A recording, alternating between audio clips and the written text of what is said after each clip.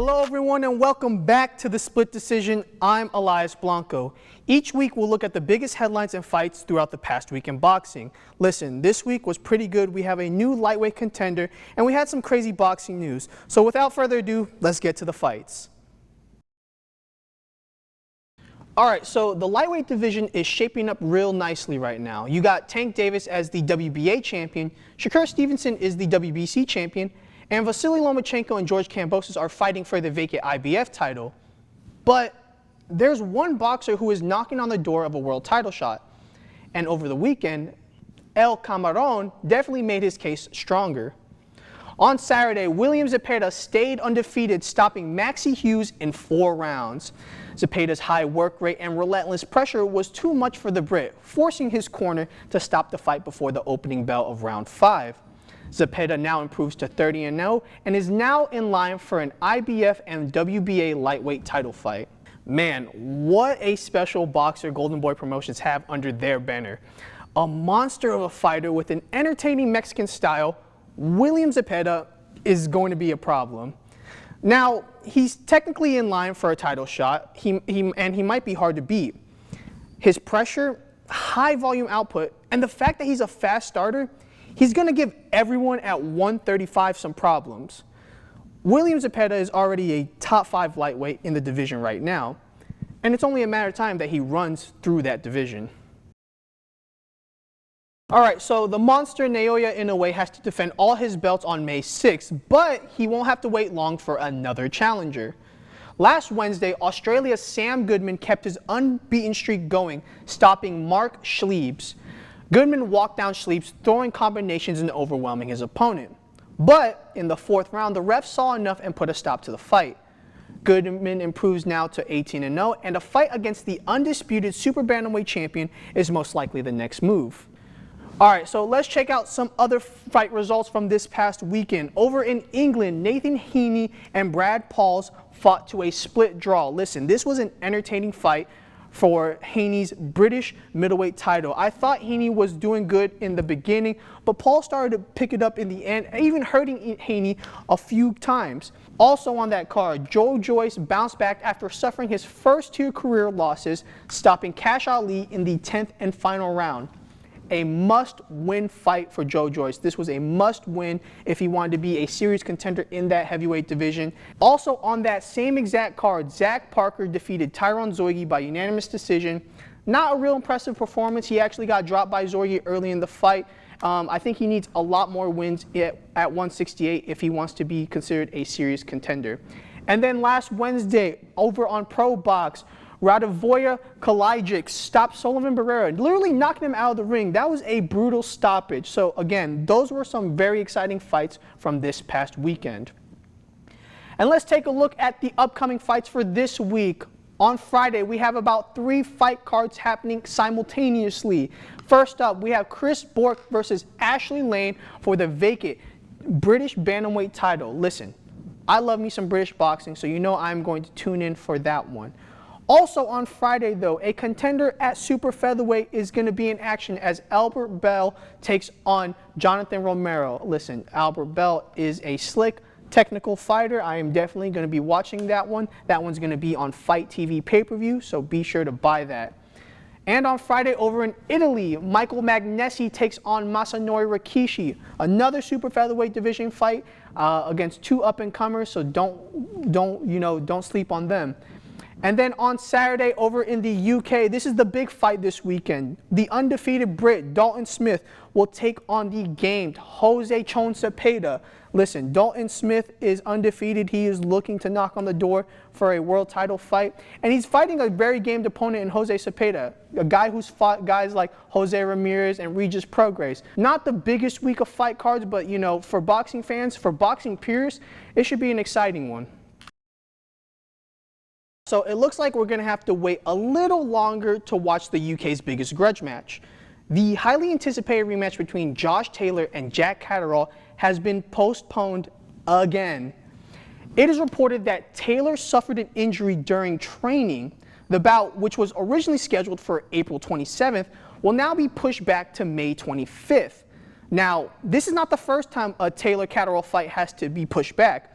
Originally, their rematch was scheduled for March of last year, but Taylor had to pull out due to a foot injury, leading to the fight's cancellation. To some fight announcement news now. Newly crowned WBC lightweight champion Shakur Stevenson is looking to get back into the ring this summer. Stevenson's next fight is reportedly being planned for July 6th at the Prudential Center in New Jersey. The opponent has yet to be announced, but fans are hoping for a better showing from the champ after his last fight with Edwin De Los Santos set a CompuBox record for the least amount of punches thrown in a 12-round fight.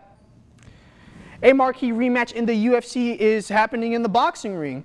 It's officially announced that Nate Diaz will face Jorge Masvidal in a boxing match. Now, the two did fight back in the UFC back in 2019 for the inaugural BMF title, with Masvidal winning that one by Dr. Stoppage. Now, this fight will happen on June 1st, live on Fanmio pay-per-view. And Matchroom Boxing's newest signing is set to have a homecoming fight this summer. IBF Junior welterweight champion Subriel Matias will make his second defense of his title against the undefeated Aussie Liam Paro. Now, this fight is happening June 15th in Puerto Rico. Matias, up to this point, has been labeled the boogeyman at 140, stopping every opponent he's faced so far as a pro. As for Liam Paro, he's coming off his best career performance, beating Montana Love back in December. From junior welterweight to junior bantamweight, a major fight at 115 is close to being a done deal. A fight between Juan Francisco Estrada and unified flyweight champion Jesse Bam Rodriguez is now in advanced talks. Now, this fight would be for Estrada's WBC and Ring Magazine titles at 115, and the bout is targeted for June 29th in Arizona. Listen, I love me the 115-pound division. I think this fight will be a changing of the guards. You have the future of the division facing the present of the division. That is going to be an exciting matchup. And it looks like Emmanuel Navarrete is moving up yet another division. It is reported that Navarrete is finalizing a deal to face Denis Berinchyk for the vacant WBO lightweight title. Now, Navarrete is looking to become a 4-division world champion, and he's facing a guy in Berinchyk who is an undefeated Olympian and is vying for his first world title. To women's boxing now, WBA welterweight champion Jessica McCaskill will defend her belt overseas against the undefeated Lauren Price. Now, McCaskill has had a rocky past 2 years, first losing to Chantel Cameron in 2022, then fighting to a draw with Sandy Ryan in her last fight. Price, on the other hand, is riding a wave of momentum since winning her gold medal at the Tokyo Olympics. This fight will happen on May 11th in Cardiff, Wales. So about a couple weeks ago, the UK's Nick Ball fought on the Anthony Joshua Francis Ngannou undercard against WBC featherweight champion Ray Vargas. Now, many thought he won that fight, but the decision did not go his way as the fight was ruled a controversial split draw. Now, he may get another crack at another world title. It is reported that Ball's promoter, Frank Warren, is working on a bout between the Englishman and WBA champion Raymond Ford. Now, nothing is in the works just yet, but Ford has stated that he will stay at 126 for one more fight to face the Wrecking Ball. Ford, who just won the belt earlier this month, has made his intentions clear on moving up in weight. This fight, though, is rumored to be on the Queensberry Matchroom 5-on-5 card that's happening on June 1st. Ladies and gentlemen, we are now at the championship round where we ran about the biggest topics in the past week in boxing. And this week we are talking about this monstrosity right here. Now, last week, official Celebrity Boxing announced that Buster Douglas will fight Michael Spinks in the first ever AI boxing match. Let me tell you that one more time. 63-year-old Buster Douglas will fight 67-year-old Michael Spinks in an AI boxing match. I'm sorry, but isn't AI supposed to generate things to make life easier? Well, Celebrity Boxing took that concept to make life for boxing fans a living nightmare.